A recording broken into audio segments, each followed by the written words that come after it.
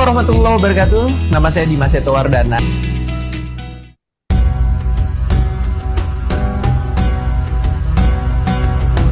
Dinar mulia di zaman Nabi dan akan mulia di akhir zaman. Nabi SAW bersabda, akan datang satu masa yang tidak bermanfaat kecuali dinar dan dirham. Hadis riwayat Ahmad. Kita tahu emas adalah logam mulia yang harganya bertahan sampai sekarang.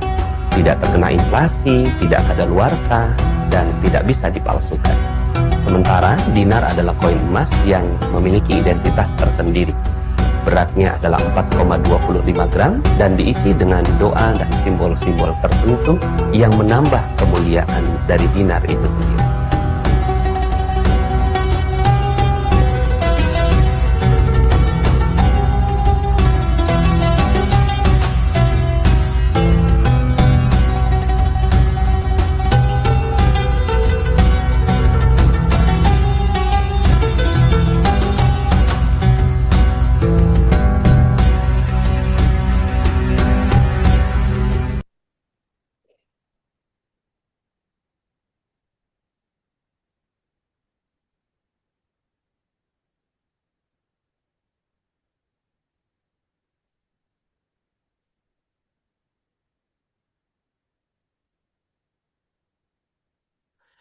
Baik, alhamdulillah. Bismillahirrahmanirrahim. Rabbi shrah li sadri wa yassir li amri wahlul 'uqdatam min lisani yafqahu qawli.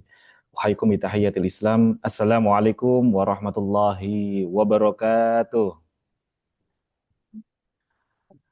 Alhamdulillah, tsumma alhamdulillah. Alhamdulillahilladzi an'amana bi ni'matil iman wal Islam. Asyhadu an la ilaha illallah al-malikul haqqul mubin wa asyhadu anna sayyidina Muhammadan abduhu wa rasuluh shadiqul wa'dil amin. Insyaallah.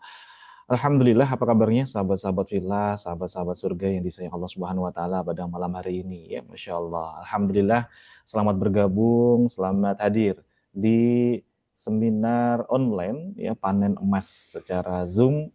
Kita membahas terkait resolusi keuangan keluarga dengan emas, dan alhamdulillah kami sampaikan pula selamat ya tahun baru Hijriyah ya, 1 Hijriyah, 1 Muharram ya, Masya Allah, yang tentunya ini bukan sekedar hari biasa, tapi salah satu momentum terbaik untuk kita hijrah yang sesungguhnya. Hijrah yang disebutkan oleh baginda Nabi SAW, yakni kita hijrah dari sesuatu hal yang belum baik menuju hal yang lebih baik lagi. Kita hijrah dari maksiat menuju ketaatan. Kita hijrah dari lifestyle kita, dari cara hidup kita untuk menuju satu hal yang tentunya lebih baik lagi dan tentu lebih diberkahi oleh Allah Subhanahu wa taala. Amin Allahumma amin.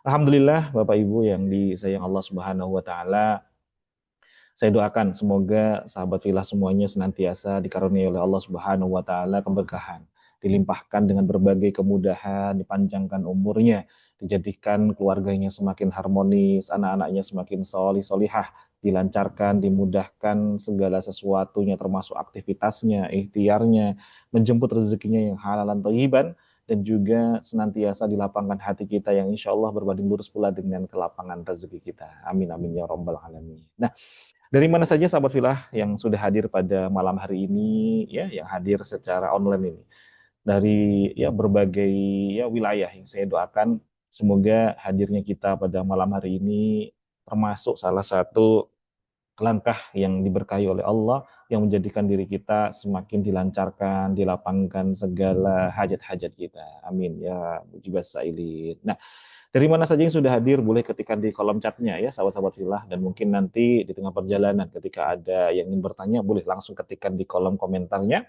Kita akan bahas, kita akan diskusikan bersama-sama.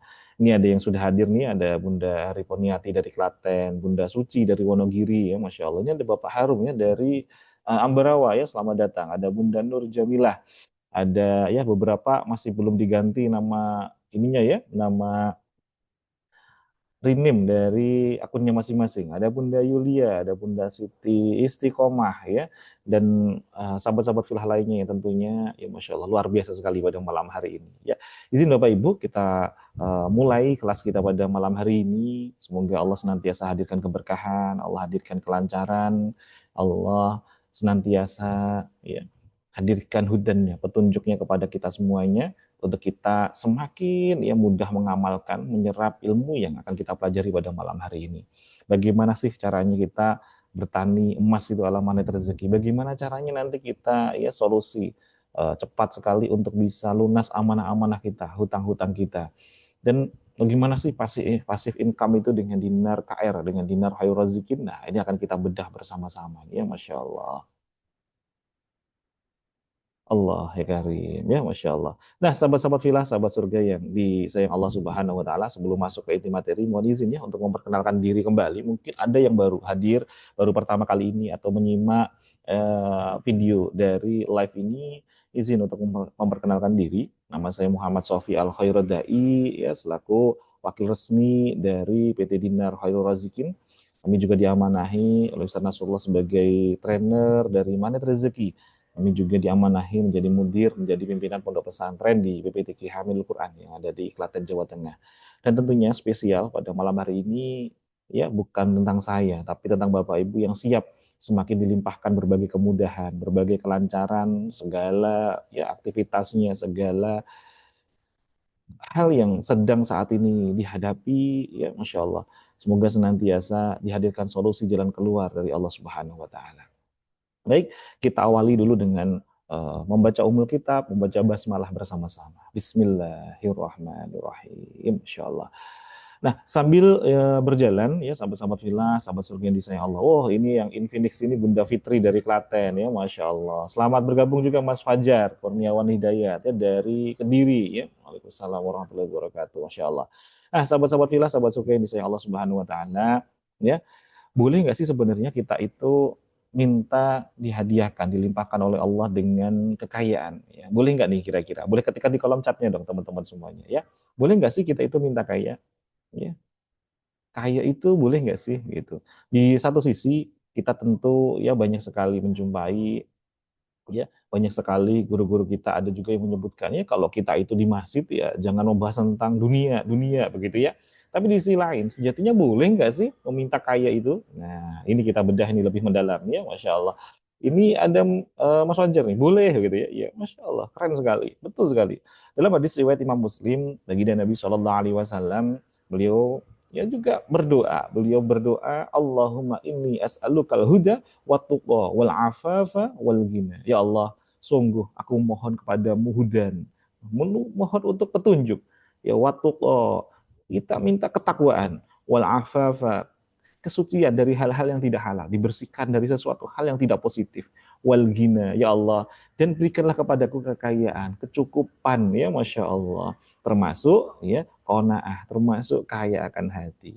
Maka ternyata kaya itu boleh nggak teman-teman? Ternyata boleh. Dengan semakin kita dilimpahkan kekayaan, tentunya yang kita bisa amanah menjaganya, maka ini justru kita akan menghadirkan berbagai keberkahan. Hadirnya kita menghadirkan kebermanfaatan.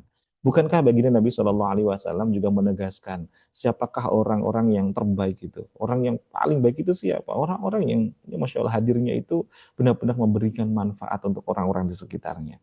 Dan bahkan dalam pendidikan ekonomi Islam itu ya Masya Allah nomor satu ya kita memahami, kita mengetahui bahwa Islam itu agama yang mengajarkan keseimbangan dunia dan akhirat. Sampai-sampai kita semuanya sudah mafhum sekali, sudah hafal ya di luar kepala tentang doa keseimbangan dunia dan akhirat ini. Rabbana atina fid dunya hasanah wa fil akhirati hasanah. Kita minta kepada Allah diberikan kemudahan, kebaikan, baik itu perkara dunia dan juga perkara akhirat. Artinya Islam ini mengajarkan keseimbangan antara dunia kita dan akhirat saja. Kalau kita ya Masya Allah ingin mengejar akhirat, di antara wasilahnya, jembatannya adalah kita butuh bekal terkait dengan dunia kita. Ingin zakat, begitu ya, kita dibutuhkan juga ini bekal ya terkait dengan keseimbangan dunia. Kita ingin berangkat umroh, berangkat haji, ya kita butuh bekal juga terkait dengan keseimbangan dunia kita. Maka rukun Islam itu bisa sungguh-sungguh, bisa maksimal, bisa sempurna ketika kita benar-benar menjadi muslim yang berdaya. Karena seorang muslim itu bukan sebatas tangan di bawah saja, kata Nabi Shallallahu Alaihi Wasallam. Maka muslim yang terbaik itu ketika tangan kita bisa senantiasa berderma, bisa ya membantu orang-orang di sekitar kita. Maka termasuk zakat, haji, sedekah, ya, infak dan lain sebagainya. Ini dibutuhkan seorang muslim yang berdaya. Dan tentu kita hafal betul bahwa 9 dari 10 sahabat Nabi Shallallahu Alaihi Wasallam yang dijamin masuk surga, itu 9-9-nya adalah mereka-mereka yang berkecukupan, mereka-mereka yang kaya raya, seperti sahabat ya, Masya Allah, Umar bin Khattab, yang bahkan di dalam beberapa surah disebutkan beliau sangat sangat sangat prihatin. Beliau menjadi khalifah saja makan itu lauk tidak lebih daripada 3, karena kalau lebih dianggap berlebihan. Tidurnya saja menjadi seorang khalifah, menjadi seorang presiden begitu ya. Tidurnya itu hanya di atas lembaran pelepah-pelepah kurma, Masya Allah. Tapi ternyata di sisi lain dalam kitab fikih ekonomi Umar yang ditulis oleh Dr. Jaribah, bahwa ketika ya Sayyidina Umar bin Khattab itu wafat, ternyata peninggalannya, warisannya itu, Masya Allah, baru diketahui bahwa ladangnya, ya ladang ini, propertinya itu setiap bulannya itu bahkan menghasilkan ya puluhan, bahkan dia menyebutnya ratusan miliar, yang sangat luar biasa. Itu penghasilannya dari kebunnya. Belum lagi ya dari warisan-warisan yang lainnya. Maka ternyata seperti Umar bin Khattab yang sangat prihatin itu, yang dalam hidupnya itu sangat sederhana itu, ternyata beliau itu sudah tawar akan dunia karena sudah dilimpahi dengan berbagai ya Masya Allah keberlimpahan dari Allah Subhanahu Wa Taala. Maka benar yang disampaikan oleh Sayyidina Abu Bakar As-Siddiq, sebagai seorang muslim itu jangan jadikan kekayaan itu ada di dalam hati, harta itu di dalam hati, tapi cukup dalam genggaman. Tujuannya apa? Agar diri kita itu bisa ringan untuk membantu orang-orang di sekitar kita, ya, dan kita tidak hubud dunia. Kita fokus untuk menjalani kebaikan-kebaikan yang Allah ridhoi, dan kita bisa memberikan manfaat yang luas sekali. Nah, siapa nih yang di sini yang ingin ya dihadirkan oleh Allah ya kaya, coba ya ketika di kolom chatnya ya ketikan saya gitu ya, siapa yang ingin dilimpahkan berbagai kemudahan oleh Allah, ketika di kolom chatnya saya doakan yang mengetikkan di kolom chatnya, Allah ijabah, Allah kabulkan semuanya. Amin, amin ya rabbal alamin. Ya, kita tunggu nih siapa dia mengetikkan di kolom chatnya ya. Saya ya, Masya Allah. Ada Bunda Nur Jamilah ya, Masya Allah. Bunda ya, Istiqomah ya, Masya Allah. Ada Mas Fajar Kurniawan Hidayat ya, Masya Allah. Amin, Allahumma amin. Jadi ternyata kaya itu sesuatu hal yang sangat luar biasa. Coba kalau kita bedah nih dari para sahabat-sahabat. Kalau tadi ya, sahabat Umar bin Khattab, per bulannya itu pendapatannya berapa? Cash flow dari properti yang tadi saya bahas tadi. Ada 70.000 ya lahan pertanian yang dimiliki oleh Umar bin Khattab ketika beliau meninggal. Beliau ternyata mewariskan lebih dari 11,2 triliun dan penghasilannya per bulan dari ladang propertinya itu adalah 233 miliar. Yang padahal kehidupannya sederhana. Lalu bagaimana dengan lifestyle kita? Bagaimana dengan gaya hidup kita? Ya kita ya Masya Allah terlalu banyak gaya akhirnya nggak bisa hidup gitu kan. Masya Allah. Maka kita lihat nih sahabat-sahabat yang sederhana saja luar biasa, belum lagi kekayaan sahabat Utsman bin Affan yang hingga kini saja Masya Allah rekeningnya masih hidup. Lalu bagaimana dengan diri kita yang mungkin sudah balik gonta-ganti rekening dan lain sebagainya. Ketika Utsman bin Affan beliau sudah wafat, hingga hari ini detik ini rekeningnya atas nama Utsman bin Affan masih hidup, dan Masya Allah, ini masih dijalankan oleh ahli warisnya untuk mengelola hotel ya yang ada di sekitaran Tanah Haram ya, di Masjidil Haram, dan juga masih ada pula sumur yang dulu dibeli oleh Utsman bin Affan untuk ya Masya Allah untuk kaum muslimin di masa itu, yang saat itu bergantian dengan kaum Yahudi, kemudian dibeli 100% oleh ya Utsman bin Affan, sumurnya pun sampai sekarang masih hidup. Artinya apa kira-kira? Ladang amal jariahnya terus mengalir yang sangat luar biasa. Inilah para sahabat-sahabat yang Masya Allah ya luar biasa, dan tidak mungkin sahabatillah mereka semua itu kaya dan berdaya jika tidak ada ilmu yang tersebar baik ya di masyarakat. Maka ada ilmunya nggak kira-kira seperti ini? Yes, ada ternyata, dan ini bisa kita pelajari, bisa kita praktekkan dalam kehidupan kita sehari-hari. Ya, Masya Allah. Nah, persoalan terbesar kita itu justru sebaliknya. Kalau ternyata sahabat-sahabat ya, para nabi saat itu luar biasa, 9 dari 10 kaya raya, dan yang satu pun yang memang tidak kaya secara nominal, tapi dia ternyata kaya akan ilmu. Karena memang itulah pilihan oleh Sayyidina Ali bin Abi Thalib. Beliau ingin kaya akan ilmu. Sampai Nabi SAW tegaskan bahwa Sayyidina Ali itulah salah satu jendela ilmu. Kalau ingin bertanya sesuatu, maka tanyalah kepada Sayyidina Ali. Saking beliau juga ternyata kaya akan ilmu yang sangat luar biasa. Nah, persoalan terbesar kita saat ini, umat Islam, khususnya ada di Indonesia, apa itu? Yakni tidak sadar terkait dengan ilmu keuangan. tidak sadar terkait bagaimana mengelola asetnya. Ada nggak yang pernah mendengar nih, Bapak Ibu? Boleh di-share di kolom chatnya. Ada nggak yang dulu pernah mendengar, ya, ada berita yang sangat viral ketika di daerah Tuban di Jawa Timur ada satu kampung menjadi kampung miliarder gitu. Ada nggak? Boleh dong ketikkan di kolom chatnya. Saat itu masyhur sekali sampai diliput oleh televisi begitu kan.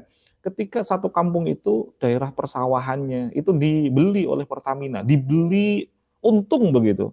Jadi dibeli dengan harga berkali-kali lipat, dibeli oleh Pertamina, yang kemudian saat itu yang memang itu lahan ternyata mengandung banyak minyak gitu ya. Di daerah Tuban saya ingat saya, di Tuban di Jawa Timur. Boleh ketikkan di kolom chatnya. Saat itu langsung viral, hampir setiap rumah saat diliput itu membeli 2 mobil, membeli 3 mobil. Itu per rumah itu dapat miliaran yang sangat luar biasa. Dan apa yang terjadi 1 tahun, 2 tahun berikutnya, ada yang tahu nggak? Boleh share dong teman-teman.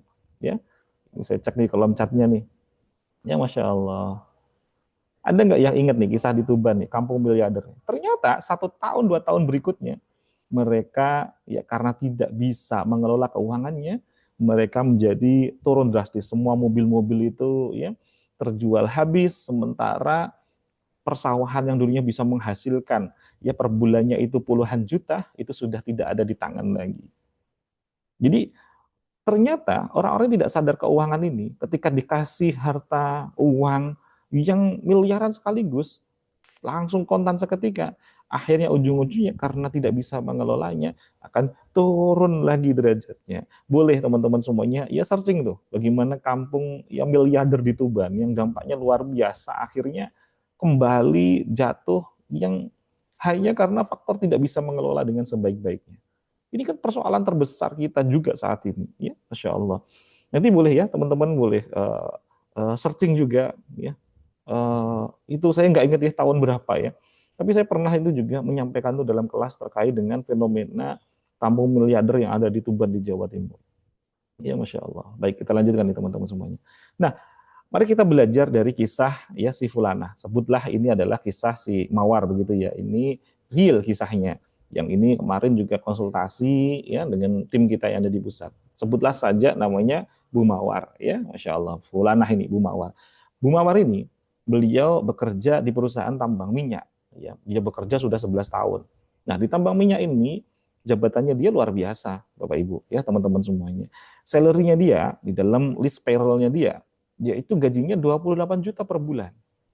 Gajinya berapa Bapak Ibu? Ya, 2 digit dan fantastis, 28 juta per bulan. Akan tetapi, satu kondisinya yang real, yang beliau kemarin sampaikan itu adalah satu, beliau belum punya rumah.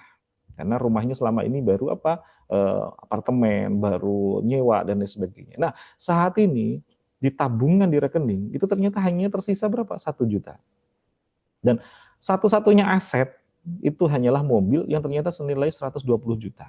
Coba deh bayangin Bapak Ibu, dengan gaji seperti itu, tapi ternyata saldonya tinggal sedemikian, asetnya saja tinggal ya hanya setara dengan 120 juta. Dan asetnya itu berupa mobil. Pertanyaannya, mobil ini aset atau beban?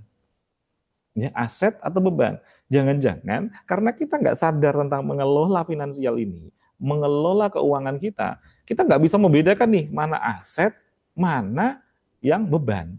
Nah, saya ingin nanya, boleh ketikkan di kolom chat nih teman-teman, saya tunggu nih ya. Mobil itu aset atau beban? Boleh ketikkan di kolom chatnya.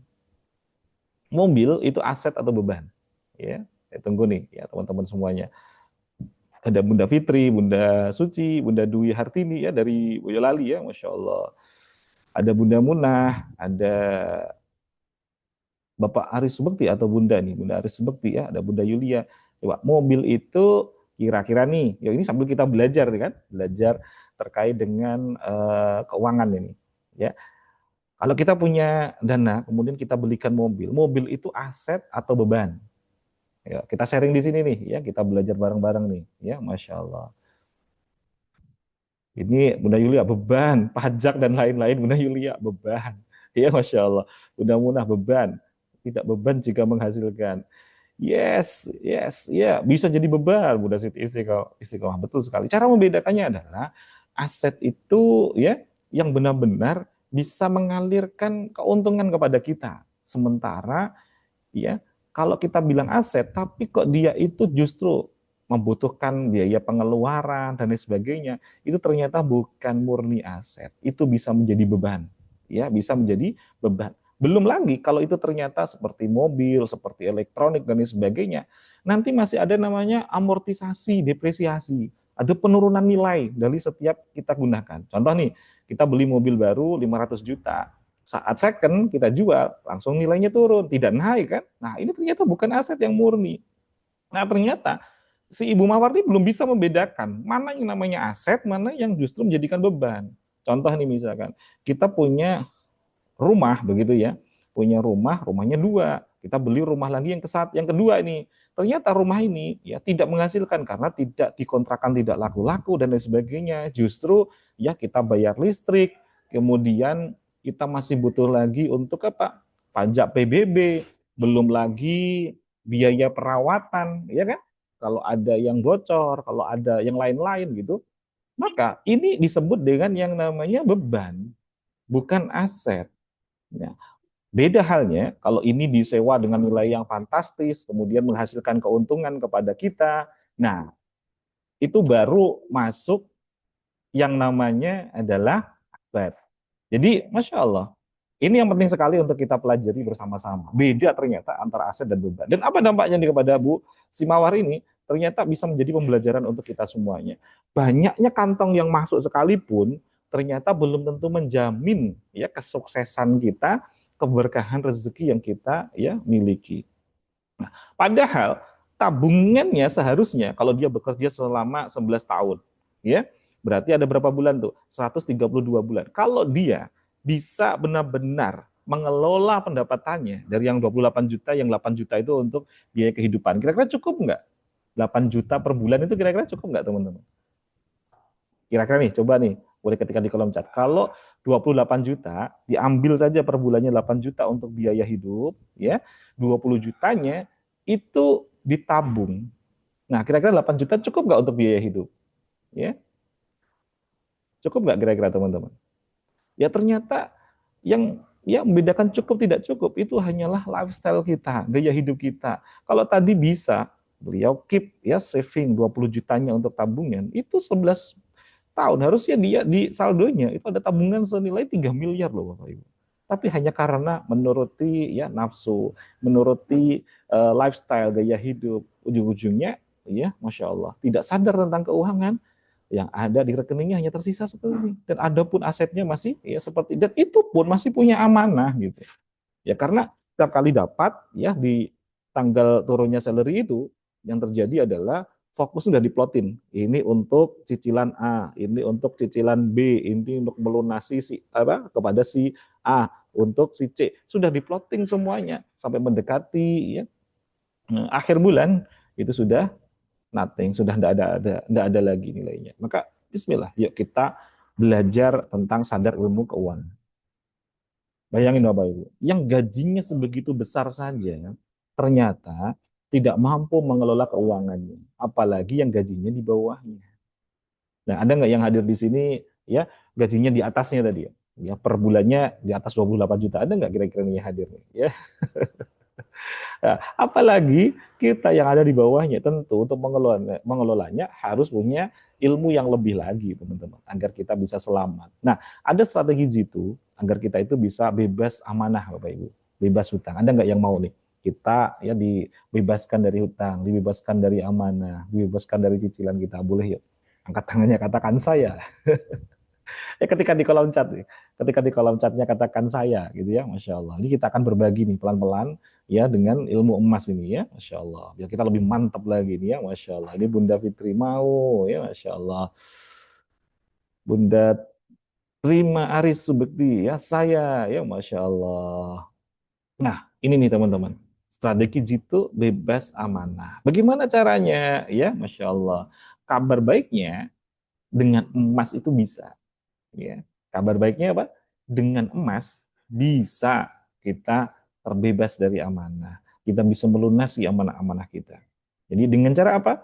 Dengan emas. Ini salah satu cara. Ada banyak cara, teman-teman. Tapi kabar baiknya dengan emas itu bisa. Lalu bagaimana kok bisa? Bisanya bagaimana nih caranya gitu ya? Dan kenapa harus emas? Yuk kita cek nih pelan-pelan. Kenapa sih kok emas begitu ya? Yang pertama, emas itu tidak akan kadaluarsa. Kalau kita ya beli aset, beli apapun yang lainnya bentuknya gitu ya. Misalkan saya dulu pernah aktif di dunia retail begitu ya. Di retail, apalagi kami di retailnya retail farmasi atau retail yang ada di makanan dan sebagainya. Tentu akan ada yang namanya masa expired ya, masa ED, masa kadaluarsa. Sementara emas tidak ada kadaluarsa. Semakin disimpan, semakin lama maka nilainya akan semakin tinggi. Nah, yang kedua, emas ini terlindung dari namanya inflasi. Nanti kita bahas lebih mendalamnya. Apa itu sejatinya inflasi begitu ya. Contoh yang sederhananya begini. Dulu saat kita sekolah, ya, dulu saat kita sekolah, uang saku kita itu mungkin 100 perak saja sudah cukup. Ada yang 500 perak itu sudah cukup begitu kan. Tapi saat ini coba di anak-anak kita dengan rupiah yang sama dikasih 500, dapat apa nih kira-kira? Ya, anak-anak SD mungkin saat ini uang saku sudah di 5.000 sampai 10.000. Padahal dulu kita 500 rupiah aja sudah bisa beli bermacam-macam begitu. Maka ada nilai penurunan dari nilai rupiah itu sendiri. Ya, penurunan dari nilai rupiah itu sendiri. Dulu yang namanya ya satu porsi makan itu 2.500 cukup di masa kita. Tapi saat ini ya di masa anak-anak kita untuk sekali makan ya 15.000, 12.500 begitu kan standarnya satu piring gitu. Ya, ada nilai inflasi penurunan. Yang ketiga, ya kalau tadi emas itu anti inflasi. Yang kedua, emas itu mudah untuk dicairkan, mudah dilikuidasi. Contoh nih, kalau kita beli aset berupa tanah misalkan, contoh. Tanah ini kan bagus nih, properti kan, nilainya juga terus naik gitu. Sama-sama naik. Tapi kalau kita ingin menjual tanah, tidak secepat kita menjual emas. Yang menjual tanah itu Masya Allah, ya nggak ringan teman-teman. Menjual tanah, menjual rumah, itu seperti jodoh loh teman-teman. Seperti jodoh, yakin, seperti jodoh. Jadi meskipun ya ada orang peminatnya, belum tentu deal, ya belum tentu deal. Ada yang lihat-lihat, ada yang tanya-tanya, belum tentu deal. Bahkan ada nih teman kami yang dijual sampai udah 2 tahun, 3 tahun, ya belum belum laku-laku begitu. Padahal fantastis, tempatnya strategis, bagus dan sebagainya. Ya seperti jodoh-jodohan. Itu contoh kalau tadi properti begitu kan. Tapi kalau yang namanya emas ini mudah dilikuidasi, mudah untuk dikonversi dalam bentuk rupiah. Dan yang keempat, karena emas itu, ya Masya Allah, emas itu murni, tidak bisa dipalsukan. Emasnya loh ya teman-teman, yang kami maksudkan adalah emasnya itu akan selalu mudah ketahuan kalau itu bisa dimanipulasi. Nah, dan yang kelima, kenapa kok emas gitu ya, untuk bisa melunasi amanah kita. Yang kelima, emas itu ternyata adalah aset yang solih bagi pemiliknya. Saya ulangi lagi, aset yang solih bagi pemiliknya. Apa itu maknanya? Aset yang benar-benar taat kepada pemiliknya, memberikan manfaat kepada pemiliknya. Ini yang saya tampilkan ini ya, teman-teman. Ini grafik terkait dengan pergerakan harga emas dari mulai ya tahun 1993 sampai dengan 2026. Coba perhatikan grafiknya. Ya. Ini ya memang ada namanya fluktuasi, ya, naik turun naik turun naik turun, tapi cenderung ya menuju kepada kenaikan yang sangat signifikan. Cenderung sangat ya kepada signifikan. Saya punya saudara, beliau ya Masya Allah tidak belajar tentang ilmu emas ini. Tapi yang beliau sadari adalah ketika beliau punya sesuatu yang ya hadir ya, karena ini seorang ibu begitu ya, seorang ini saya sebut sebagai salah satu bule ya bibi ipar lah begitu ya. Nah, bibi gitu ya, bibi tapi bukan yang sambung sedarah dari ayah. Nah, beliau itu orang yang sangat sederhana sekali. Ya, di Jawa Timur, di daerah yang tidak dekat dengan perkotaan gitu. Tapi ketika mendapatkan sesuatu, ya, ini sebelum tahun 2000, beliau langsung konversi ke emas, konversi ke emas, konversi ke emas itu. Emasnya waktu itu bentuknya bermacam-macam ya. Tidak harus merek-merek tertentu. Tapi ternyata fantastis. Saat itu emas itu masih 100.000, emas itu masih 1 gramnya ya, 1 gram 100.000, 1 gram 75.000 di masa itu.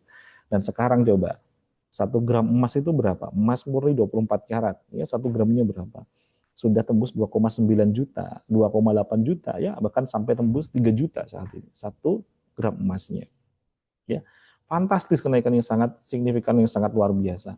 Maka asetnya ini menjadi aset yang solid, memberikan manfaat. Bahkan beliau ini, ya Masya Allah, kalau ada saudara-saudaranya yang membutuhkan, beliau itu pinjami itu dalam bentuk emas. Ya, pinjami dalam bentuk emas. Sehingga ketika mengembalikan, itu dalam bentuk emas pula, ya, dan ternyata manfaatnya luar biasa. Nah, apa itu aset yang solih? Nah, tadi sudah kita bahas ya, aset yang ternyata terbukti taat, berbakti, memberikan pasif income kepada pemiliknya seiring pertumbuhan nilainya di tiap tahun.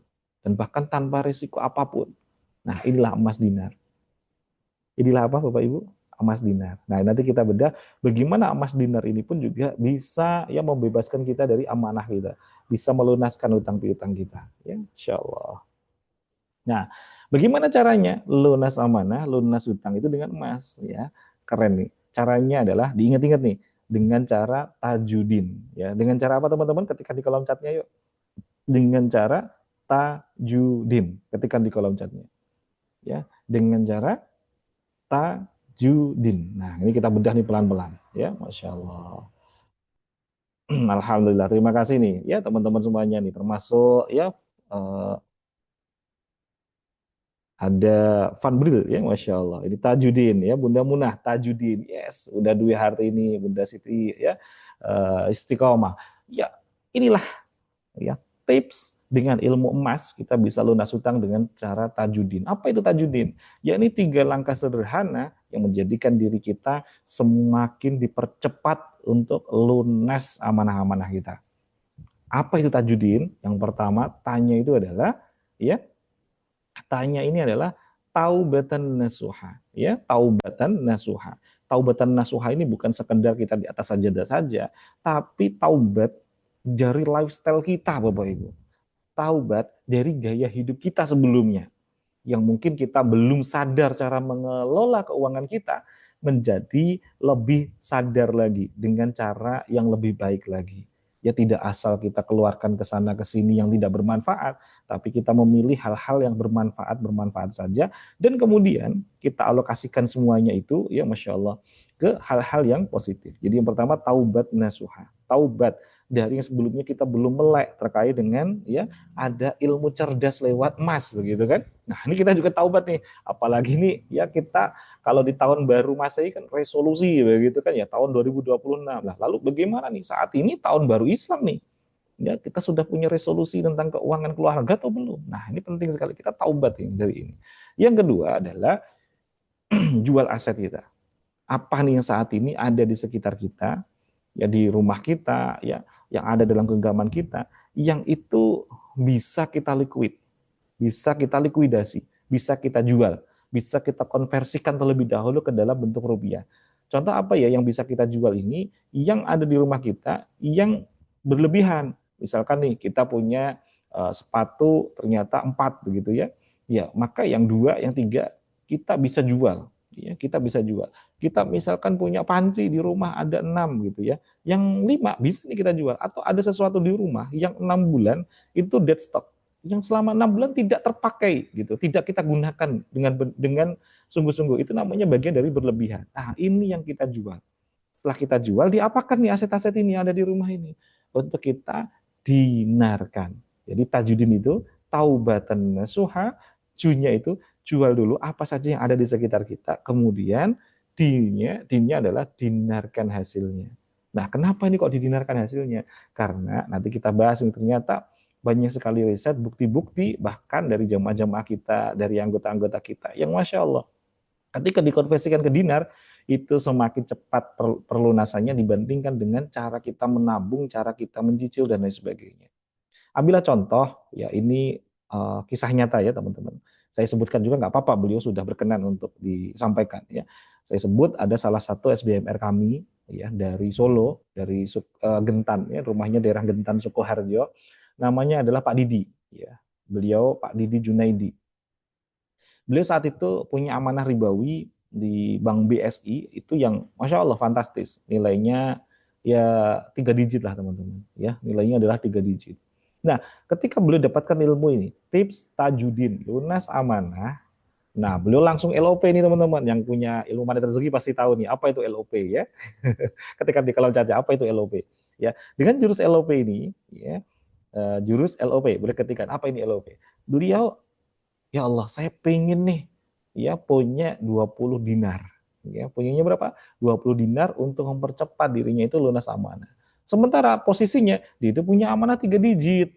Ya, ringan enggak nih kira-kira? Punya amanah 3 digit artinya dia itu ya lebih dari 100 juta gitulah teman-teman ya, 3 digit itu ya. Wah, terima kasih nih Bunda Terima Aris Subekti ya.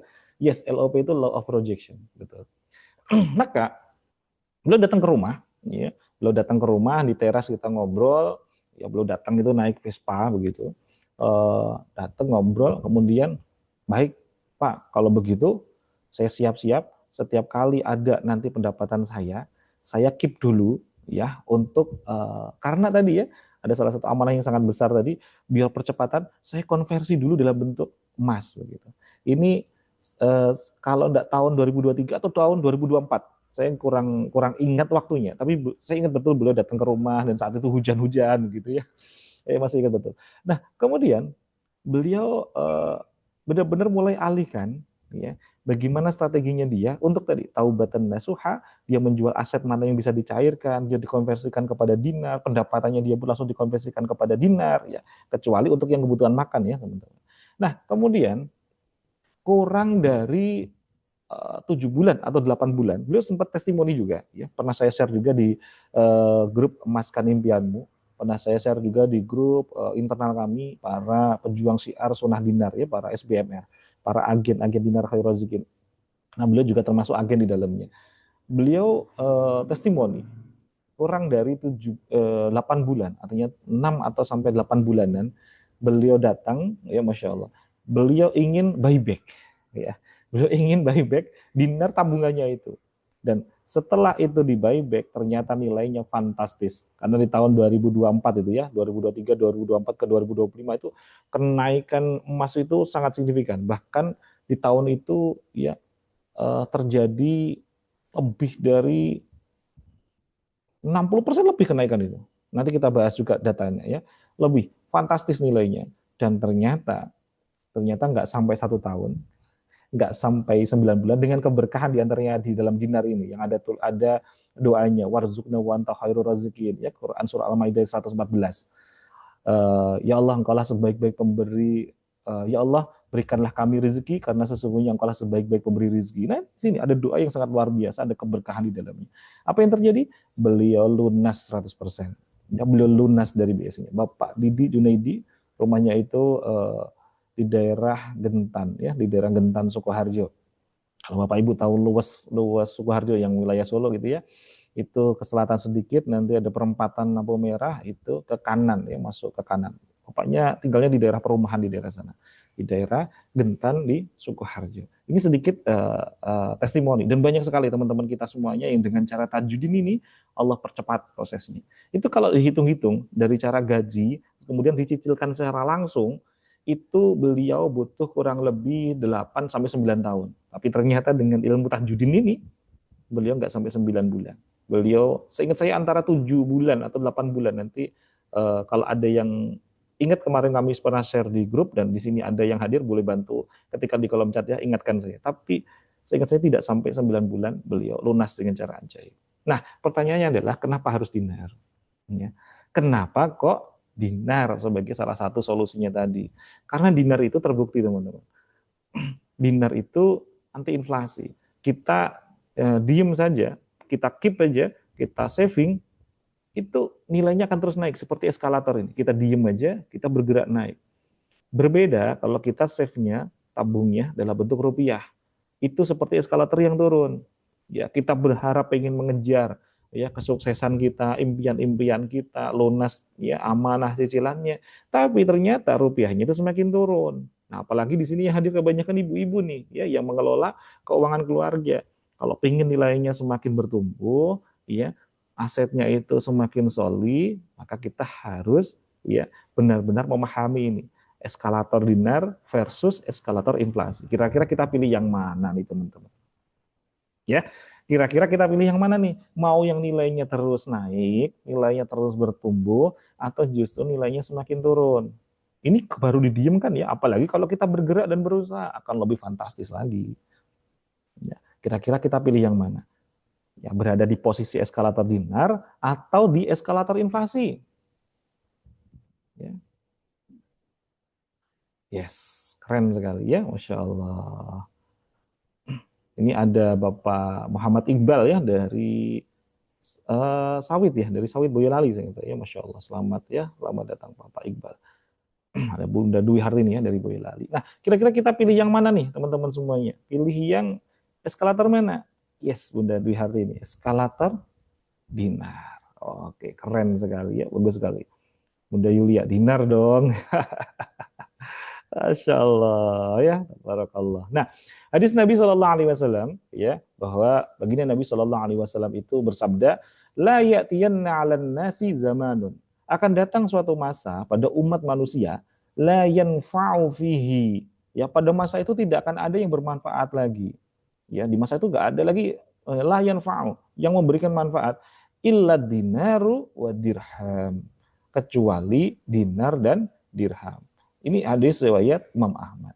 Maka dari ilmu yang baginda Nabi Shallallahu Alaihi Wasallam sampaikan, ya, tentunya ya bukan sekedar kita dengarkan, tapi yang paling penting itu diapakan? Kita praktekkan. Maka keberkahan itu akan mengalir kepada kita. Dan kita niatkan, kita ya konversi ke dinar, kita memilih jalan dinar ini sebagai salah satu bentuk kita itiba, kita mengikuti Nabi Shallallahu Alaihi Wasallam, maka kita pun akan diakui menjadi umatnya. Yang kelak pun kita juga akan dapatkan syafaat terbaik dari Rasulullah Shallallahu Alaihi Wasallam. Nah, dalam hadis riwayat Imam At-Tabrani bahwa dinar dan dirham itu adalah stempelnya Allah Subhanahu Wa Taala di muka bumi. Maka barang siapa yang datang dengan mempergunakan stempel Rabb-nya, maka akan dicukupi semua kebutuhannya. Nah, siapa nih di sini ya hadir ingin dicukupi semua kebutuhannya oleh Allah Subhanahu wa taala? Yuk ketikkan di kolom chatnya katakan saya. Ya. Yang ingin dicukupi semua kebutuhannya, dimudahkan segala urusannya, hajat-hajatnya, ya, ketika di kolom chatnya katakan saya, ya, Masya Allah. Maka salah satu key, ya, kunci, ya, key suksesnya adalah dengan stempel Allah Subhanahu wa taala di muka bumi. Apa itu? Kita ya miliki, pegang, kita ya saving yang namanya emas dinar ini. Ini menjadikan salah satu stempel Allah yang ada di muka bumi yang akan menghadirkan kecukupan kebutuhan-kebutuhan kita. Ya, Masya Allah. Nah, ini sahabat-sahabat Villa, saya ingin sharing nih ya contoh perform bagaimana dinar itu dari hari ke hari, dari tahun ke tahun, dari bulan ke bulan. Ya. Ini saya tayangkan real time terkait dengan harga dinar per kemarin siang, ya, per hari Senin ya 15 Juni 2026. Ya. Perhatikan Bapak Ibu, di hari kemarin ya Masya Allah, itu dibandingkan dengan hari sebelumnya itu ada kenaikan 0,09%. Ini baru hitungan per hari. Kalau secara 30 hari memang secara fluktuasi ya, kemarin ada yang namanya penurunan minus 1,8%.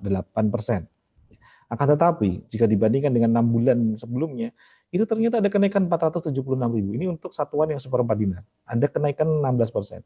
Bagaimana jika dibandingkan dengan 1 tahun yang lalu? Tepat 1 tahun yang lalu, artinya 16 Juni 2025. Ternyata kenaikannya fantastis, 48%. Jadi naik 1.115. Kalau saat ini seperempat dinar itu 3.437. Maka di tahun yang lalu, 1 tahun yang lalu, itu kita belinya itu di angka 2.437-an, ya 2.300-an. Kita saving ya setahun saja itu naiknya ya Masya Allah 48%, naiknya 1 juta. Bagaimana jika dibandingkan 2 tahun yang lalu? Kalau kita keep dari 2 tahun yang lalu kita punya uang ya Masya Allah, itu ternyata itu ya Masya Allah kenaikannya itu 1.872. Ya, kenaikannya 119% lebih. Dan kalau 5 tahun yang lalu, ya Masya Allah, seperempat dinar itu harganya itu hanya di angka 1.400.000, 1.500.000. Ya masih ingat awal-awal kita syiar sunnah dinar itu. Seperempat dinar itu ya 1.400.000, 1.200.000, 1.500.000 masih di angka itu. Nah 5 tahun kita keep, nilainya sekarang menjadi berapa? Yes, naik 211%. Naik 2.332. Itu baru yang satuan nggak besar loh teman-teman, baru yang seperempat dinar. Lalu bagaimana dengan teman-teman kita? Para ya Masya Allah, customer loyal kita yang setiap bulannya itu keep 10 dinar, keep 2 dinar, keep 1 dinar. Tentu asetnya menjadi aset yang solih untuk mempercepat tadi, tajudin tadi ya, untuk percepat proses lunas amanahnya, semakin ya ada yang namanya percepatan yang sangat luar biasa ya Masya Allah. Nah, sahabat-sahabat Villa, sahabat surga yang disayang Allah Subhanahu wa taala, bagaimana harga emas ke depan? Ya. Bagaimana harga emas kita ke depan? Yuk kita ya tengok ya terkait dengan bagaimana perkembangan harga emas untuk ke depan. kita bersyukur Bapak Ibu yang beli dinar tahun lalu ternyata dalam hitungan 1 tahun ini telah naik peningkatannya 48%. Ya, bersyukur bagi yang sudah punya. Lalu bagaimana yang belum ya mengalihkan, mengkonversikan asetnya itu kepada dinar? Ya, kita tadi yang pertama apa? Ya, angkat tangannya, ya pegang ya keningnya, ya kita taubatan nasuha, astagfirullah ya. Ternyata dengan mengikuti ya, anjuran dari Nabi, itu keselamatan kita, ya itu impian-impian kita akan lebih mudah terijabah dibandingkan dengan nafsu kita. Oh kayaknya itu bagus nih, kayaknya ikut ya saham, ikut pialang, ikut ya forex, ikut trading. Ternyata ya masya Allah justru banyak yang tumbang, banyak yang berjatuhan dan lain sebagainya. Tapi ternyata dengan cara yang seperti ini, kelihatannya cara konvensional begitu kan, cara orang-orang dulu begitu. Tapi justru ini mau menunjukkan ada bukti yang sangat luar biasa. Yang tahun lalu saja 48%, belum yang 2 tahun lalu, belum yang 3 tahun lalu, belum yang 5 tahun yang lalu. Itu nilainya kenaikannya sangat fantastis. Kenapa ya kok nggak dari dulu-dulu gitu kan? Kita alihkan ke sini dengan cara yang terbaik. Ya Masya Allah. Nah, sahabat Villa, bagaimana dengan harga 10 tahun yang lalu? Yuk kita lihat trennya nih. Ya, 10 tahun yang lalu. Ya, perhatikan. Secara lihat tren ini, ya terlihat bahwa selalu ada cenderung menuju kepada kenaikan. Ya, ada apa namanya teman-teman? Kenaikan. Mungkin terjadi stagnasi, tapi hanyalah istirahat sesaat sebelum emas itu kembali melonjak. Ya, ada stagnasi nih di sini nih, ada titik-titik nih, stagnasi, stagnasi. Tapi kemudian setelah stagnasi ini, ya turun sebentar, kemudian naik lagi, ya stagnasi, ya agak turun dikit, kemudian naik lagi, ya stagnasi lagi, kemudian naik lagi. Perhatikan di tahun 2024, 2025, menuju 2026. Yang saya sampaikan Pak Didi tadi, Pak Didi Junaidi dari Gentan tadi yang ya Masya Allah fantastis lunas amanah dengan cara ajaib tadi. Beliau itu savingnya di tahun-tahun ini, 2023, 2024 ini, beliau keep di sini dan perhatikan harganya. Ketika naik ini, beliau jual. Ya, untuk dihitung sudah masuk nih untuk melunasi amanah. Wah keren kan? Ya lebih keren lagi kalau ternyata nggak punya amanah. Di keep sampai dengan saat ini, wah nilainya keren sekali. Itu lebih keren lagi kan? Ya Masya Allah. Nah, ada eh, proses di mana yang kita tandain ini ya teman-teman, kenaikan-kenaikan yang fantastis. Ini ada kejadian-kejadian yang sangat luar biasa di dunia ini teman-teman. Jadi memang ada polemik global itu sangat mempengaruhi nilai dari harga emas itu sendiri. Contoh nih, ketika dolar itu dibuat besar-besaran, dicetak untuk besar-besaran di masa itu 2020 menuju 2021, ya emas harganya naik luar biasa.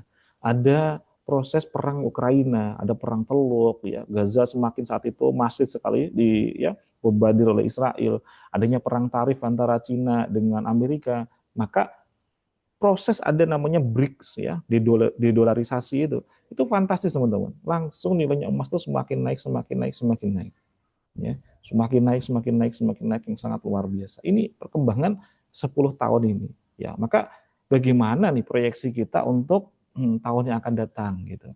Proyeksi tahun yang akan datang itu ya dari para pakar ekonomi, para pakar emas itu melihatnya 1 tahun yang akan datang itu kenaikan emas minimal, ya, minimal itu adalah di atas 30%, ya, di atas 30%, bisa lebih, ya, bisa lebih fantastis, gitu ya, masya Allah.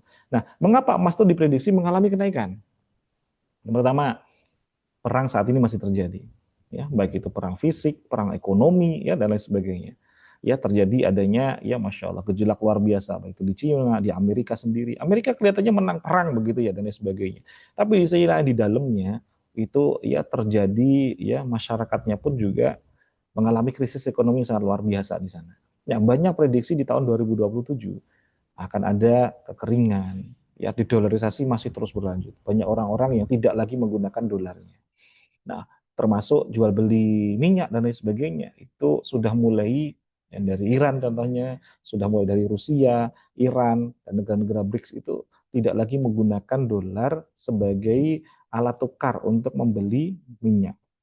Ya. Maka mereka memakai salah satu standar yang sama antar negara itu, memakai standarisasi dengan emas.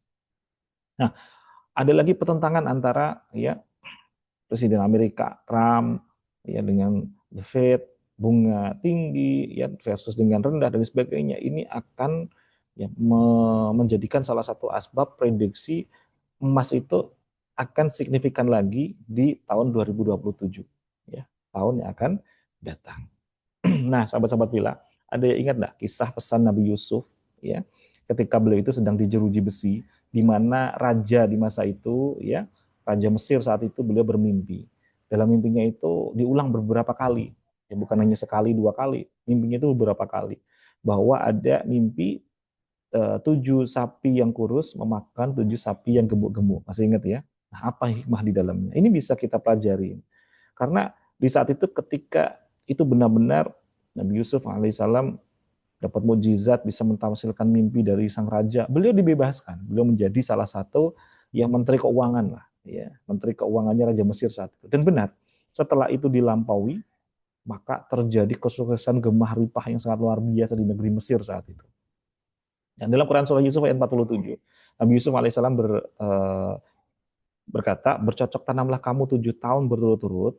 Ya, ini maknanya dari mimpi tadi. Kemudian apa yang kamu tuai biarkanlah ditangkainya kecuali sedikit untuk kamu makan. Maknanya beliau itu minta 7 tahun di awal ini, ya, untuk panen besar-besaran, ya, seperti sapi yang gemuk tadi. Kemudian biar sapi kurus tidak makan sapi yang gemuk, maka itu dibuatkan, ya, untuk di saving teman-teman, ya, untuk di saving, ya, untuk ditabung. Dia membuat lumbung padi dan lain sebagainya, untuk membuat lumbung yang mempersiapkan karena nanti akan ada paceklik selama 7 tahun berikutnya. Setelah 7 tahun itu lancar, 7 tahun ada paceklik, tapi kalau bisa melewati 7 tahun paceklik ini, setelahnya akan makmur selama-lamanya. Akan makmur apa? Selama-lamanya. Maka kita pakai belajar prinsip ini, ya, saat ini. Yuk kita kencangkan ikat pinggang kita. Apa-apa yang bisa saat ini kita konversi ke dinar, kita konversi dulu. Mumpung saat ini kita masih bisa saving. Maka dengan kita bertahan ini, nggak sampai 7 tahun deh teman-teman. Banyak teman-teman kita yang testimoni, nggak sampai 7 tahun kita sudah bisa memanen yang manfaat dari aset yang solih ini, yakni dari dinar KR ini yang sangat luar biasa ini. Maka akan makmur setelahnya dengan makmur yang luar biasa untuk kita. Nah, sahabat Filah, inilah tips yang kita bagikan. Kalau tadi tips lunas amanah dengan Tajudin gitu ya, tips melangkah membuat pohon emas. Ya, bisa nggak sih membuat pohon emas yang pohonnya akhirnya terus berbuah emas terus kepada kita, ya, memberikan manfaat kita dengan, ya, dinar khairul razikin ini bisa teman-teman, bisa. Tapi ada langkah-langkahnya, ya. Maka perhatikan nih, tangga pencapaian penyimpanan dinar khairul razikin ini. Mungkin kita dimulai dari start kita kondisi minus gitu ya, masih punya amanah, masih punya cicilan, masih punya angsuran yang belum tuntas begitu ya. Kita masih menuju merangkah naik ke lunas amanah. Ingat ya teman-teman, untuk memulai membangun pohon emas ini itu harus bersumber dari bibit yang diberkahi. Ya, bibit yang halal gitu ya, bukan dari jalur riba, bukan dari, ya, jalur hal-hal yang justru menjauhkan kita dari ketidakridhaan dari Allah Subhanahu wa taala. Kalau kita belum mudah, ya, untuk membeli sesuatu yang besar, ya dimulai dulu dari satuan-satuan yang kecil dulu, 1/8 dinar dulu, 1/4 dinar dulu. Ini langkah-langkah yang ketiga. Lalu bagaimana untuk bisa, ya, mulai tumbuh yang namanya bibit pohon emas itu? Itu baru ketika kita bisa masuk ke entry level. Mulai masuk kita memiliki 20 dinar. Ketika mulai start 20 dinar ini, ya, inilah dimulai bahwa pohon ini nanti akan mulai menghasilkan buah yang buahnya itu akan terus mengalir kepada kita. Ya, meskipun 1/8 dinar pun sudah bisa memberikan manfaat untuk kita, tapi yang benar-benar menjadi pohon, ya, yang buahnya itu bisa bergelimah, ya, bergelimpang, ya, banyak untuk bisa kita tuai, itu ketika kita di tangga yang keempat, 5, 6, dan 7. Maka manfaatnya akan semakin maksimal kepada kita. Nah, bibit dinar itu harus ditanam dari sumber yang halal dan bebas, ya, dari amanah agar ajaib dan berkah pertumbuhan pohon emas kita. Nah, nih sahabat-sahabat Filah, mungkin ada nggak yang ingin ditanyakan? Boleh juga ya ketika di kolom chat sambil kita diskusikan sambil membahas materi ini. Nah, untuk level entry level menyimpan dinar dalam bibit ini yang kita gambarkan itu 20 dinar setiap keluarga itu akan menghasilkan keberkahan yang luar biasa untuk orang-orang di sekitarnya. Ya. Kenapa? Karena dengan 20 dinar ini salah satu titik pintu kita menjadi umat yang benar-benar bisa mengeluarkan zakat mal, bisa mengeluarkan hitungan zakat mal yang memberikan dampaknya positif untuk orang-orang di sekitar kita. Ingat ya, ketika Nabi Shallallahu Alaihi Wasallam bersabda, Sungguh Allah akan menolong hambanya selama hamba tersebut menolong saudaranya. Dengan kita berzakat mal ini, justru akan membuka pintu-pintu pertolongan Allah. Nah selama ini bagaimana? Kita ini yang mengeluarkan zakat mal atau malah justru kita yang menerima zakat mal? Mungkin kita selama ini setiap tahun mengeluarkan zakat. Sudahkah itu ada zakat malnya atau baru zakat fitrah saja ya berbentuk beras itu ya, Masya Allah. Nah jadi kalau kita ingin mendapatkan pertolongan Allah, resepnya di sini. Sungguh Allah akan menolong hambanya selama hamba tersebut menolong saudaranya. Dan salah satu bentuk kita menghadirkan pertolongan untuk orang-orang di sekitar kita dengan zakat mal kita. Maka disitulah Allah akan melimpahkan pertolongannya kepada kita. Nah selama ini bagaimana? Kita pengen ditolong oleh Allah, tapi fokusnya kita malah justru ya tidak aktif, malah justru kita berdiam diri, hanya melihat orang-orang yang berzakat mal, tapi kita sendiri tidak berada di dalamnya. Untuk memantaskan diri di zakat mal tadi adalah kita punya masuk di entry level memiliki 20 dinar. Nah, apa manfaat 20 dinar itu bagi tiap keluarga? Satu, kita mengikuti ya, Masya Allah, mengikuti sunnah Nabi. Kita menghidupkan sunnah Nabi SAW. Dan golongan yang mampu mengeluarkan zakat, ya, itu adalah mereka-mereka yang punya 20 dinar dengan mengeluarkan setengah dinarnya ketika mencapai 20 dinar, mencapai nisabnya ya 20 dinar ketika sudah mencapai satu haul, ya haulnya adalah 1 tahun. Nah, ini juga menjadi salah satu cadangan dana darurat keluarga kita untuk pendidikan anak, ya, untuk masa depan kita ketika mungkin kita nanti sudah tidak produktif lagi. Ini nilainya akan terus, ya, Masya Allah, menjadi aset yang soleh untuk kita. Menjadi salah satu ya dana untuk kesehatan keluarga, menjadikan perlindungan aset dari inflasi, ya, aset yang mudah dirupiahkan, terhindar dari pinjol, dari judol, pay later dan sebagainya, dan kita tidak akan lagi menggantungkan ada yang namanya kartu kredit, ya, pinjam ke bank dan sebagainya, karena kita sudah saving dengan ya 20 dinar yang terbaik. Nah, sahabat filah, sahabat surga nih sayang Allah, masih kami tunggu ya kalau ada pertanyaan-pertanyaan terbaiknya sambil kita bahas nih materi-materi yang sangat mendalam. Ya, Masya Allah. Ini ada Bunda Ria ya, maaf sinyal kurang bagus. Oh iya, enggak apa-apa ya teman-teman. Masya Allah. Nah, sahabat filah, sahabat surga yang disayang Allah Subhanahu wa taala, yuk kita naik di high level ya. Panen emas dinar khair rezeki. Mulai dari mana? Ketika sudah punya 100 dinar ke atas, yes disinilah kita panen terus-menerus. Kita akan bisa panen terus-menerus. Seakan-akan selama 30 tahun yang akan datang berikutnya ketika sudah memiliki ini, nilainya tidak akan pernah habis. Justru akan naik terus, naik terus, naik terus. Ya. Nilainya akan terus naik. Meskipun dinarnya kita panen, kita ambil sebagian, kita ambil sebagian, tapi nilai dinarnya itu akan terus menerus ya lebih dari 30 tahun. Ya, maka bagaimana caranya untuk ya, mencapai posisi itu? Ya, tidak ada cara yang lain selain apa tadi? Tahjudin tadi. Taubat dari cara-cara kita sebelumnya yang belum baik, belum tepat. Kita yang berikutnya, ya cunya yang kedua apa? Jual-jual dulu apa saja yang saat ini ada. Yang itu tidak bergerak lebih dari 6 bulan. Lebih dari 6 bulan kok tidak kita gunakan sehari-hari. Nah, artinya ini sesuatu yang sudah termasuk kategori bukan primer lagi. Ya sudah sekunder. Ini sudah mulai kita convert, kita konversi ke dinar. Maka ini akan menjadikan salah satu percepatan yang sangat luar biasa. Ada sesuatu barang di rumah yang ternyata jumlahnya melebihi dari sekedar kebutuhan kita. Baju-baju kita, ternyata lemari kita sudah penuh. Baju yang kita pakai mungkin ya dalam sepekan, dalam 1 bulan itu ya itu saja. Tapi ternyata ada numpuk yang ya luar biasa. Setiap kali mau hajatan, punya seragam baru, punya seragam baru. Nah di sini salah satunya mulai kita keluarkan. Saat kita mengeluarkan sesuatu, ya maka Allah akan isi lagi dengan sesuatu yang lebih lagi. Bagaimana punya jurus ampuh punya 100 dinar tadi? Yang pertama, yuk jual dulu semua aset fisik yang dimiliki saat ini. Ya. Pindahkan aset-aset digital jika ada. Yang awalnya mungkin masih pakai deposito, pakai suku, reksadana, obligasi, saham dan lain sebagainya. Ini mulai kita ya switch ya, pindahkan ke dinar. Yang mungkin ada yang punya LM ya, kita convert kepada dinar. Ya, kita convert kepada dinar. Nah, dana pensiun atau dana warisan, alihkan dulu ke dinar. Ini Masya Allah, sangat luar biasa sekali teman-teman. Banyak sekali yang testimoni terkait dengan ini. Pindahkan yang punya falas, ya, kayak dolar dan sebagainya, convert ke dinar. Ya, kita rutin apa saja yang masuk, ya, lewat saldo kita, sebisa mungkin alihkan. Ya, alihkan paling enggak 10 sampai 20%-nya untuk ke dinar terlebih dahulu, baru untuk kebutuhan yang lain. Jual barang-barang yang mungkin Bagi kita saat itu seneng, ya unik, tapi ternyata ujung-ujungnya tidak terpakai di rumah. Nah, ini kita cairkan, ya kita post ke marketplace, ya, pasti laku teman-teman, pasti laku, ya. Walaupun dengan harga yang mungkin nanti tidak sesuai dengan ekspektasi kita, tapi setidaknya terlikuidasi bisa kita konversi ke dinar.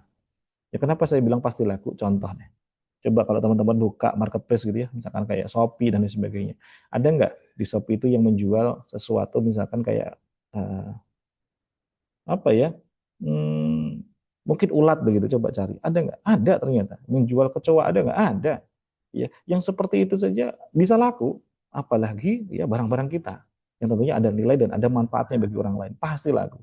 Yang jual ulat saja laku itu untuk makanan hewan, digunakan untuk ya bahan-bahan eh, apa itu namanya ya, ada sebagian menggunakan itu untuk kesehatan ya, untuk campuran dari ya sejenis, saya menyebutnya bukan kosmetik ya teman-teman, tapi ternyata juga dibutuhkan lagi ya untuk eh, makanan burung dan lain sebagainya. Nah, alihkan semua aset yang kita bahas tadi di atas ini ke dinar kayu rezeki. Maka ini termasuk bagian dari proses percepatan kita untuk menuju konversi di sana.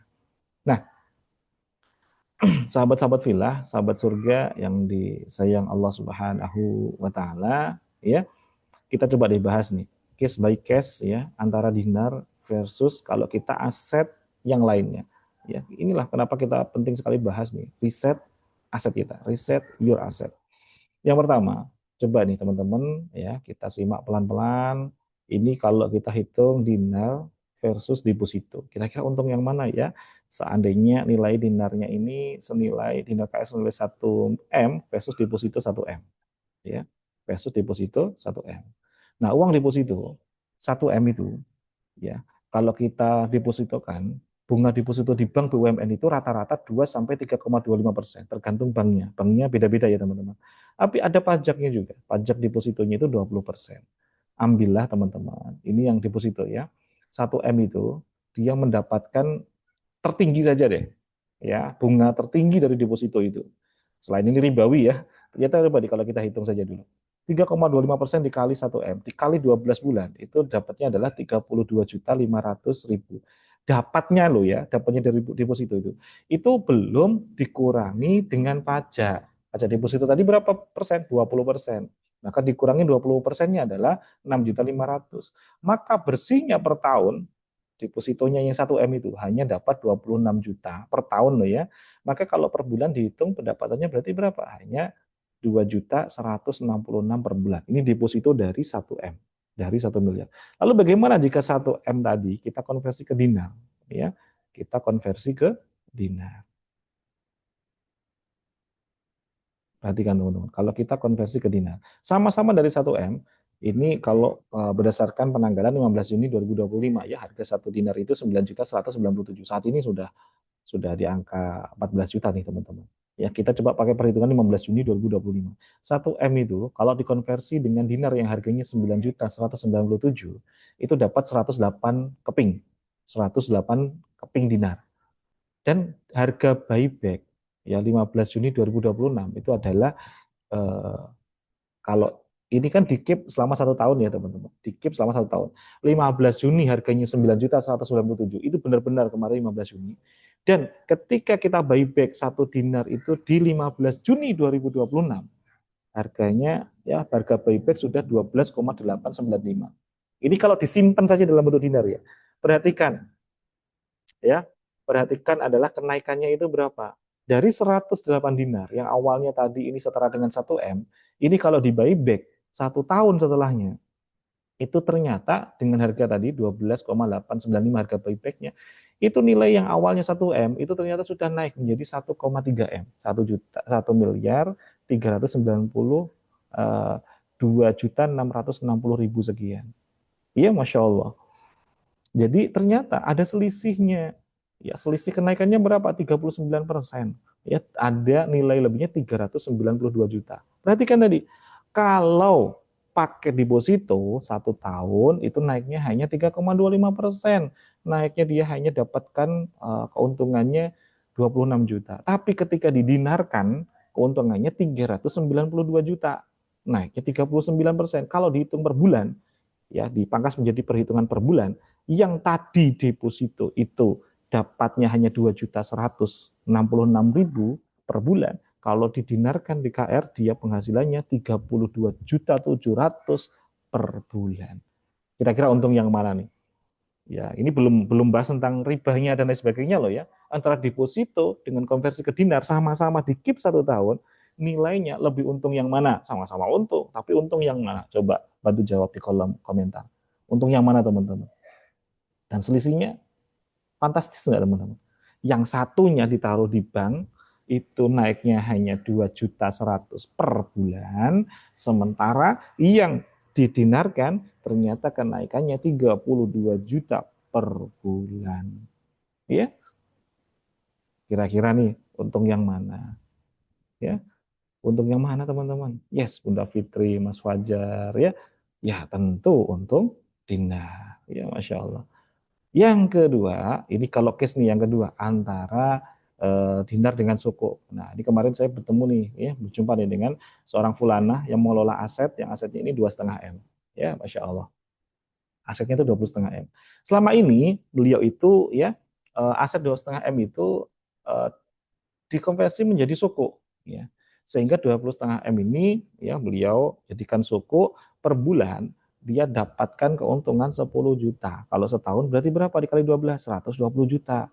Dalam 5 tahun, jadi asetnya ini ya ditaruhlah ini ya, dijadikan suku, dia kemudian panen nih, dia mau panen. Dalam 5 tahun dia panen 600 juta, itu sudah wah, alhamdulillah ya saya dapat 600 juta. Ini 5 tahun ya teman-teman. Setahun dapat 120 juta, per bulannya dia dapat 10 juta. Ini kan keren ya, 2,5 M. Dia sudah senang. Tapi ketika dia belajar ilmu dinar ini dan kemudian minta tolong untuk dihitungkan, kita bantu hitungkan, ternyata jika 5 tahun lalu, sama-sama nih 5 tahun, ya, dengan tanggal yang sama, dengan nilai yang sama 2,5 M itu dikonversi dalam bentuk dinar, maka dapat berapa sih begitu ya? Besar mana antara keuntungan 600 juta tadi dari suku dengan dinar? Kalau sama-sama modalnya 2,5 M. Perhatikan nih perhitungannya teman-teman. Kalau dikonversi 5 tahun yang lalu ini ya, dinar tahun 2021 satu dinar itu 4,1 juta, 4.187.000. Saat ini sudah 13 juta kan, sudah 14 juta kan. Nah, 2,5 M kalau dikonversi dengan satu dinarnya saat itu 2021 itu 4,1 juta, itu dapat 597 keping. 597 keping dinar. Dan ketika dikonversi 597 tadi ya 2021 kan, kalau kita ngitung 5 tahun ya 2022, 2023, 2024, 2025, 2026. Betul ya? Berarti 5 tahun ya. Juni 2026. Harga dinar satu kepingnya adalah kalau buyback 12,8 juta. 12.800 sekian. Maka 597 tadi kita kalikan dengan harga dinar. Menjadi berapa yang awalnya 2,5 M tadi?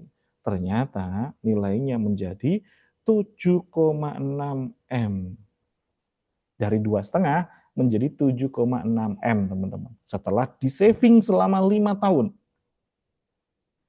Ya. Maka selisih kenaikannya berapa? 5,1 M kenaikannya.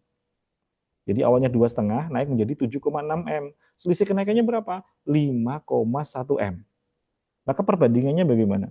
Kalau suku tadi 5 tahun dapat 600 juta, kalau dinar dapatnya berapa teman-teman setelah 5 tahun? Yes, 5,1 M. Selisihnya berapa? Lebih profit yang mana?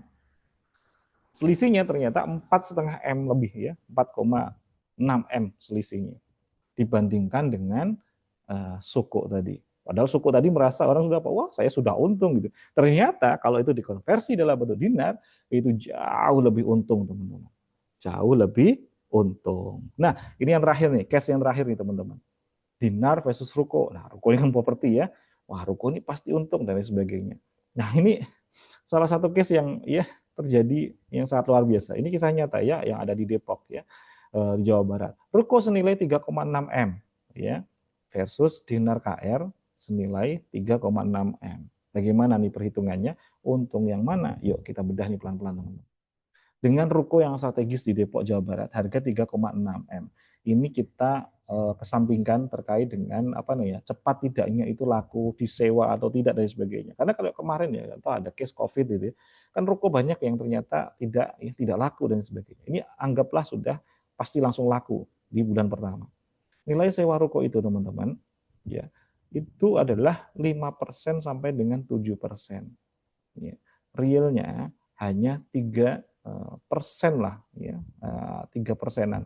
Maka bayangin teman-teman, ruko ini disewa 100 juta per tahun. Ya, kesannya kelihatannya sudah untung, tapi dengan modal 3,6 M tadi.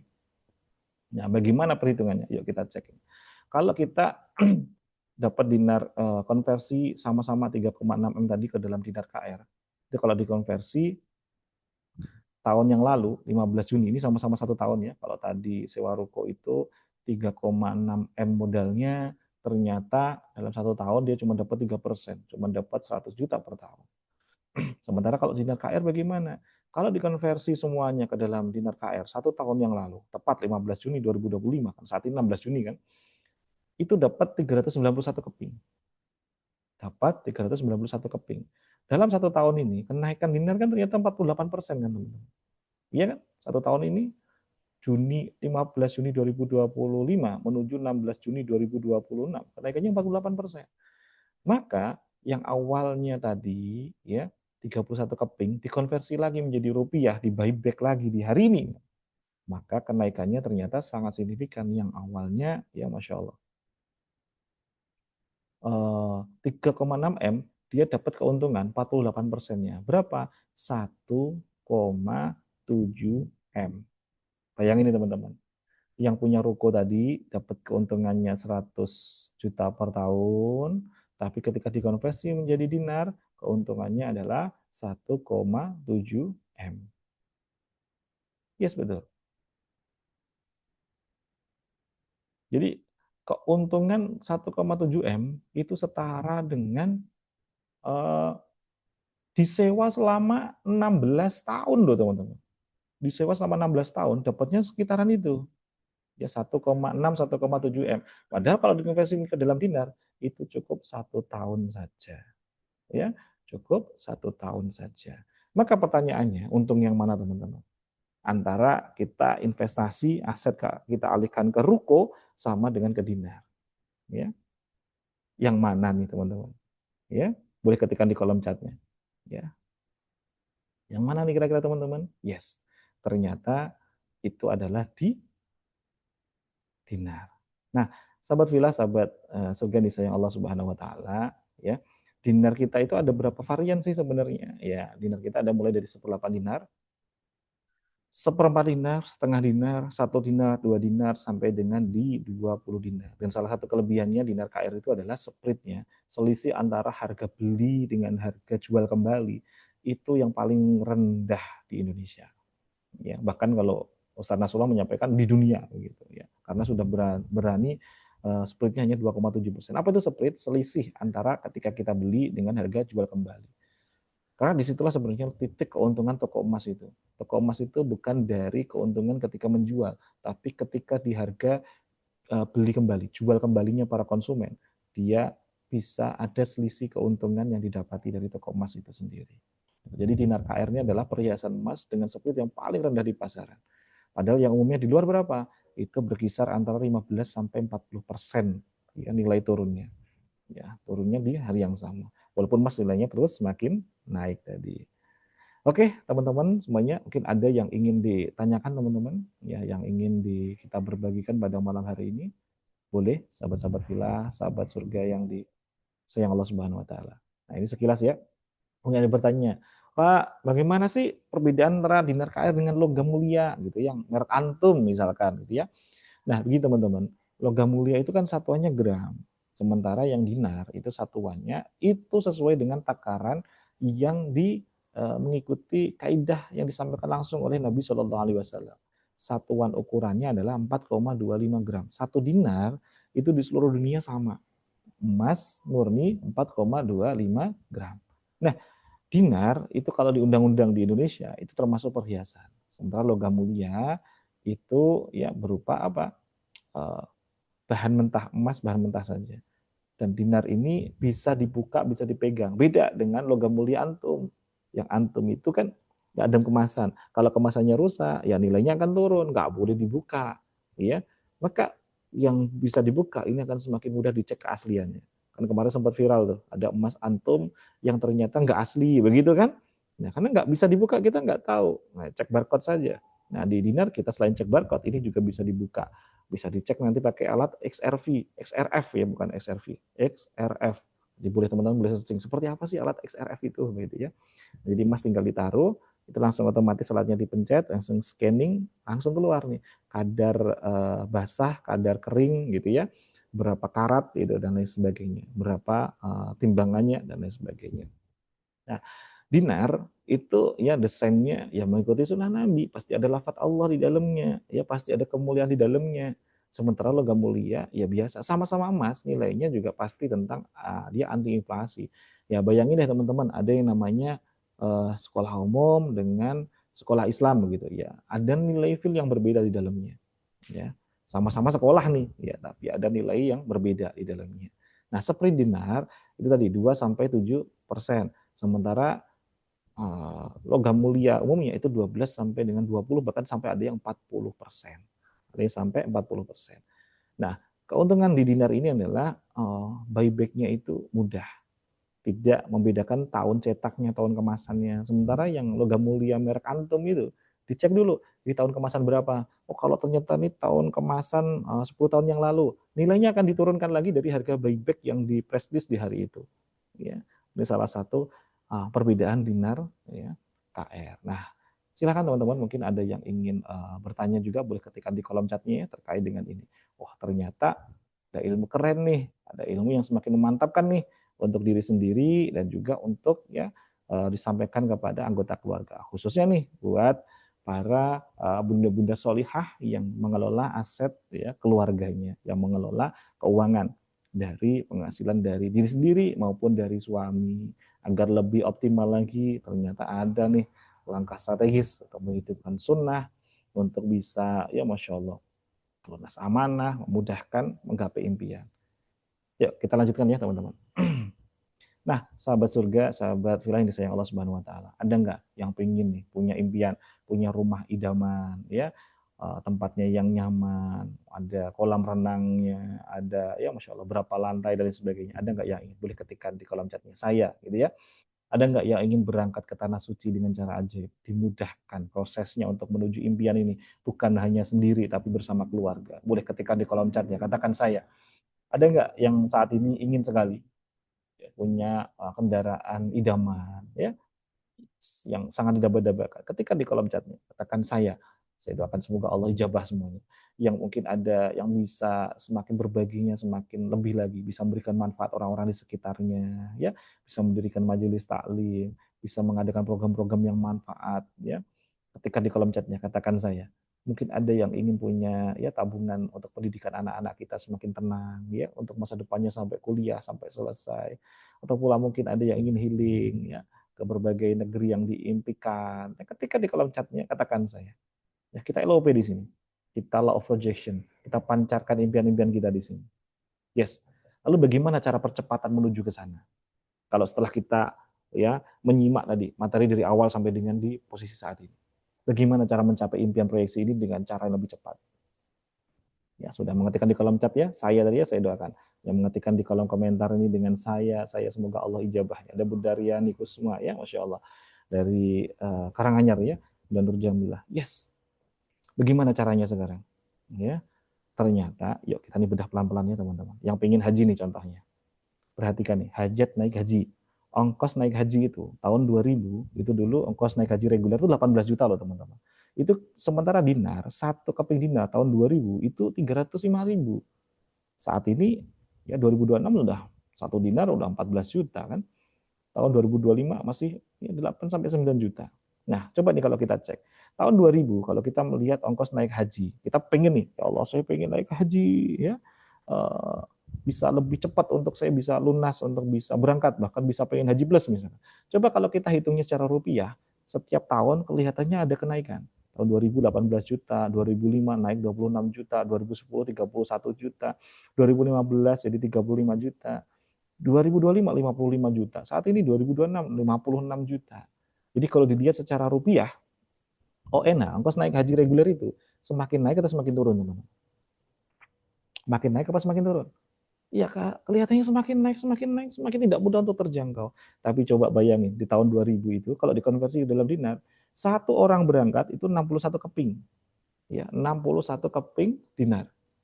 Seandainya saat itu kita punya dana, kita keep itu dalam wujud dinar, 61 keping, dan kita ingin berangkat di tahun 2025 bersama keluarga, bisa nggak kira-kira? Ya, coba nih saya jelasin pelan-pelan ya, kalau mungkin kecepatan.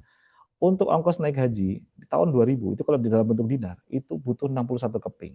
Tapi di tahun 2025 dengan rupiahnya naik menjadi 55 juta tadi atau 56 juta, itu ternyata 56 juta kalau dikonversi menjadi dinar itu hanya ya kurang lebih 6 sampai 7 keping saja.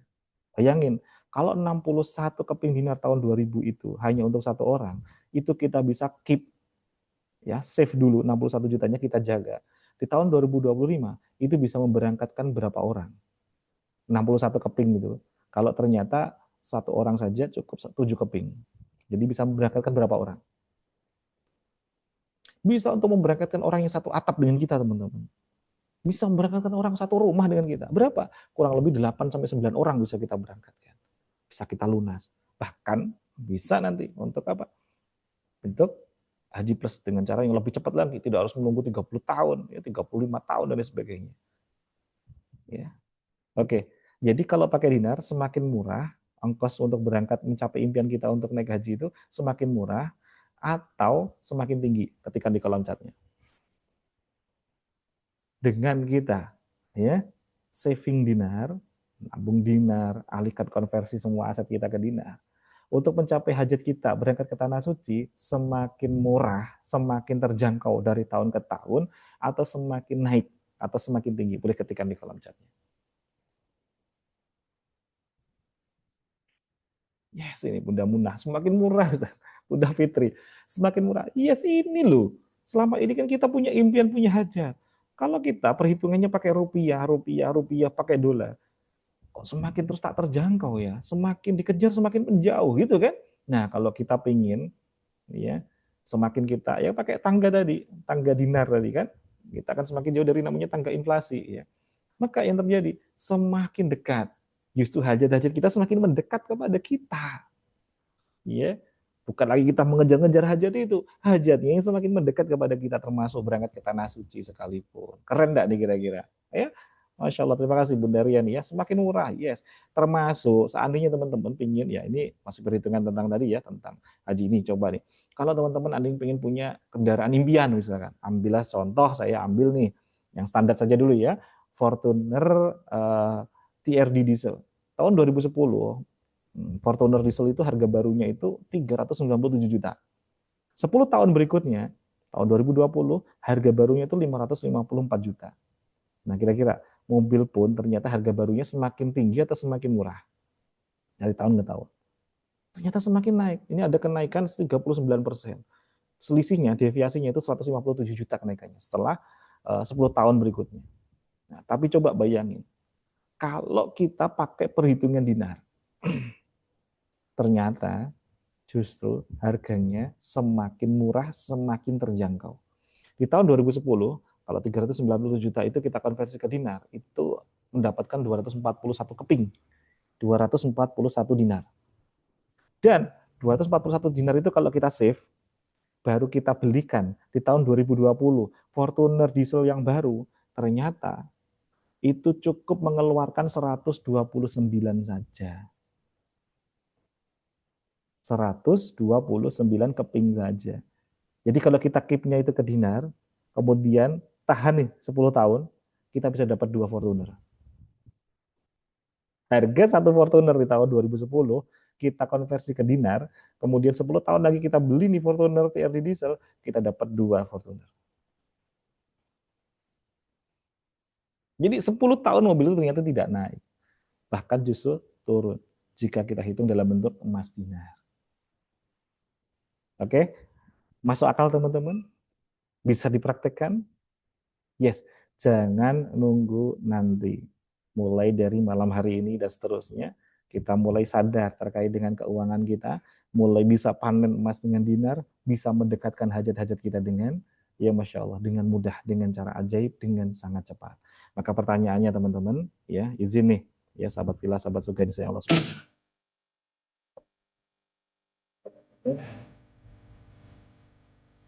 Siapa yang panen?